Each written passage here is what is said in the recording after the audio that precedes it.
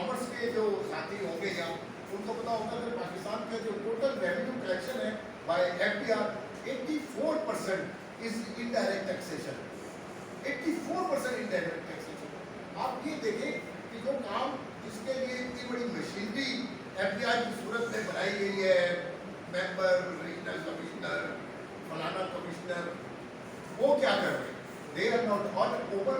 अब वो अपनी जान बचाने के लिए, क्योंकि उनके ऊपर प्रेशर है IMF का कि आप टैक्स को बढ़ाएं, तो they are looking for the.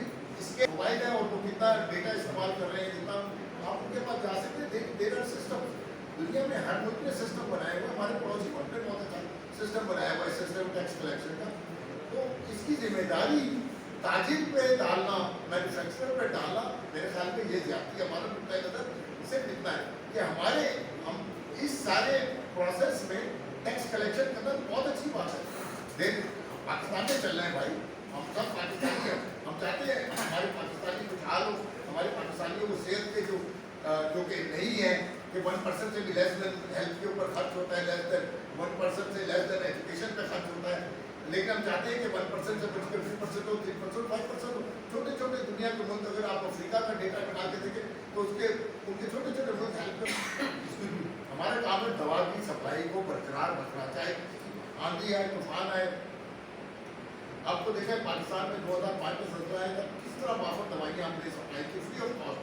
Covid में हमने मेंटेन किया, सलाब आए हमने दवाइयाँ मेंटेन रखी। हमारी इनको थोड़ी सी अपना ट्रांसपोर्टेशन का और सप्लाई चेन का कॉन्सेप्ट पता है कि डिस्पाइट ये ट्रांसपोर्टेशन दुनिया की बंद हो गई, हमने, आप यकीन करिए, अपने स्पेशल चार्टर्स में चाइना से रॉ मटेरियल बनाए हैं और उसकी कॉस्ट का पता लगाएंगे। नहीं, मतलब ये कि कौन सा तरीकाकार क्या है, वो तरीकाकार वो आपने नहीं बताया। तो उसमें लिखा हुआ है, इन्होंने क्लॉज बताइए आपको। बताया था कि 236G और 236H क्लॉज है।